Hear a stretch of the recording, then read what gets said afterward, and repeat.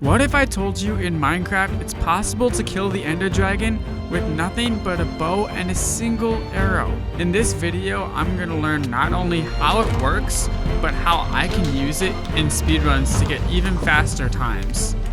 The reason why this is even possible in the first place is because of how Minecraft calculates damage, specifically arrow damage. When you don't charge your bow, you're only going to do 0.5 hearts of damage. But if you fully charge it back, it's going to be 3 hearts of damage instead. The reason this happens has to do with the speed of the arrow. Minecraft arrow damage scales directly with the speed of the arrow at the moment of impact. In simple terms, the faster the arrow is flying, the more damage it's going to do. Using that information, insanely smart Minecraft speedrunners found a loophole to kill the Ender Dragon using nothing but one single arrow. If the dragon flies into you, you probably already know that you end up going flying. But if the dragon is perched, it won't do any knockback to you, even if you're standing in the middle of the dragon. That is until it decides to fly away, which you can control, but I'll get to that in just a second. There's a lot of smaller details that go into making this work, but to put it simply, the dragon has so much damage it can take before it flies off after being perched. So you bring it one hit away from flying. Then when you're inside of the dragon, you release one loose arrow at the same time as hitting it. So instead of going flying, you trick the game into thinking you're going really fast, and the arrow is given all of that damage to instantly kill the dragon. That may have sounded like a bunch of nonsense, so I'm just gonna try and do it myself and see if I can show what it looks like. Then I'm gonna see if I can use it in an actual speedrun. Okay, dragon, let's dance. 1, 2, 3, 4, 5. Now we'll get in the boat. Still did not work. Maybe I'm not aligning myself up correctly.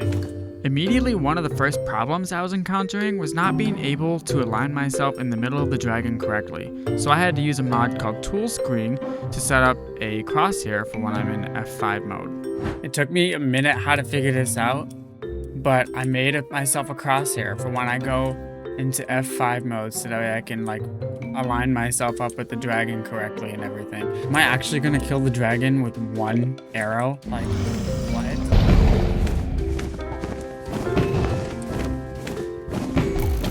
Oh man, that was so close.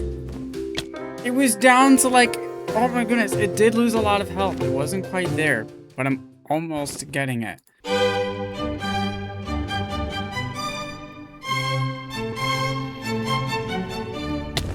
After many attempts and many deaths, I was starting to get a little discouraged and I didn't know if I could actually pull this off. Was I doing something wrong, or did I just not have what it takes? But just as soon as I was starting to lose all hope that I could do this, this attempt happened. We'll do it this way, without the boat.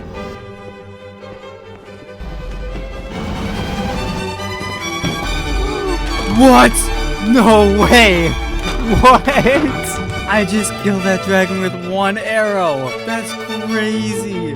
Now that I knew I could do this, I decided it was time to take this into a real speedrun. My goal was to get top 15 in the weekly race speedrun, and with this new strategy, I knew I could do it. But before I actually begin the speedrun, if you could please speedrun to the subscribe button, that would be amazing.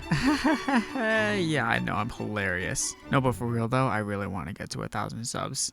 For those of you who don't know what the Minecraft Weekly Race Speedrun is, it's basically just an event for all the speedrunners in the Minecraft community to be able to play a set seed for a whole week to see who can get the fastest time.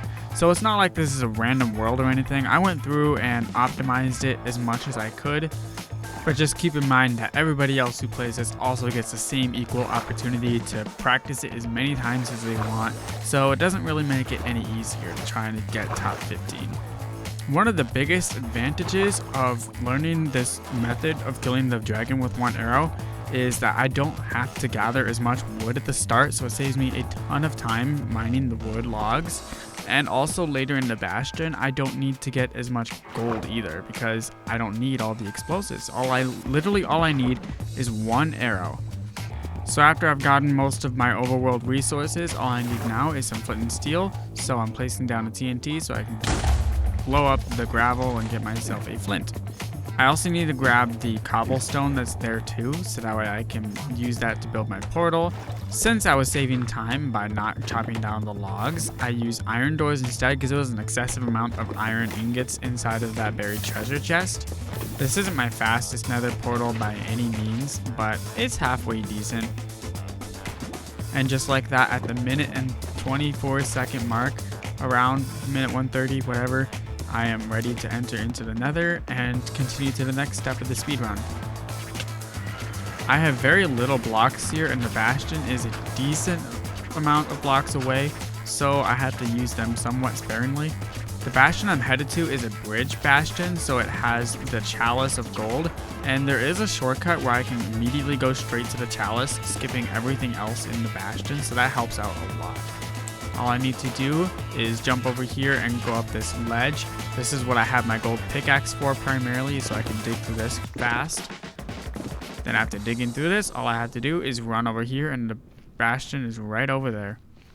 Mining that wall also gives me some netherrack, which I will need as my building blocks. When I blow up the chalice, it's going to give me a bunch more netherrack too, so I can use that as well.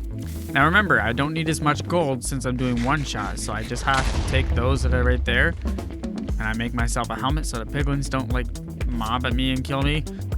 Then I grab my crafting table and I'm ready to head over to my trading hole.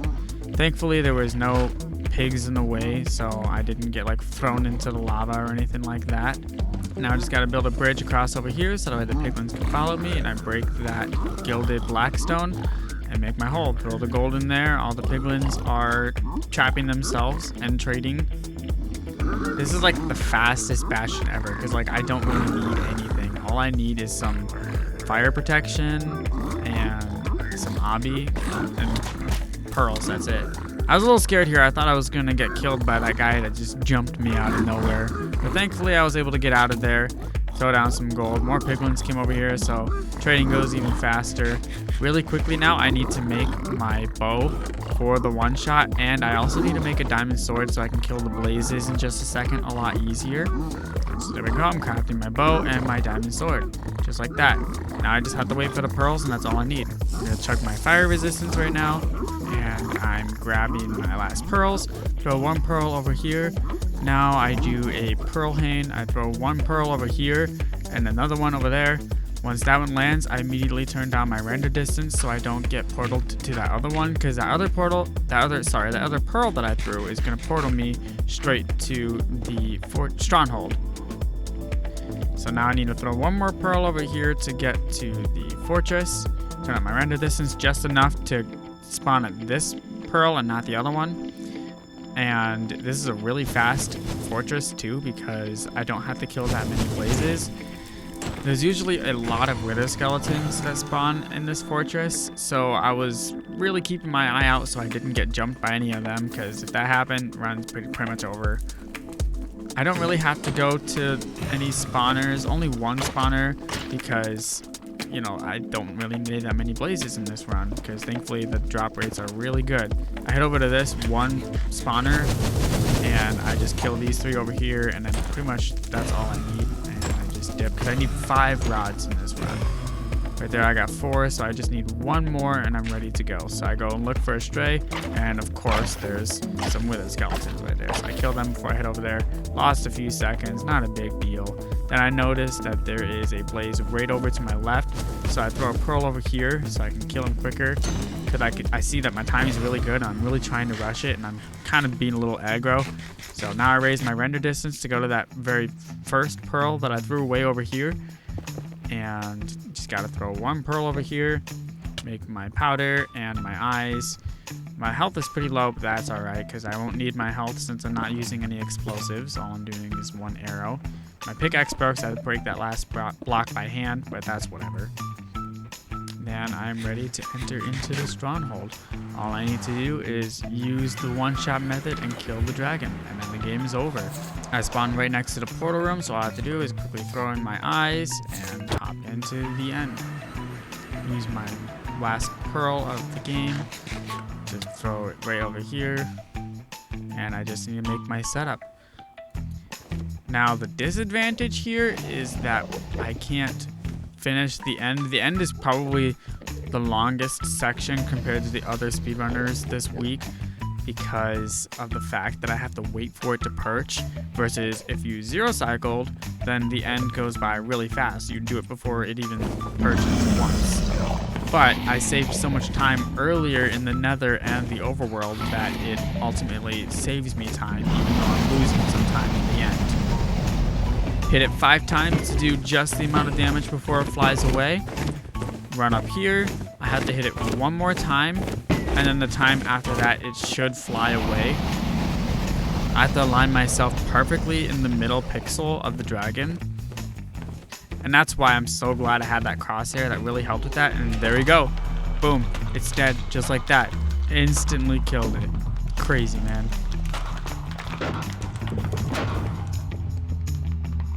Let's go. Let's freaking go. And just like that, I earned my spot number 12 in the weekly race.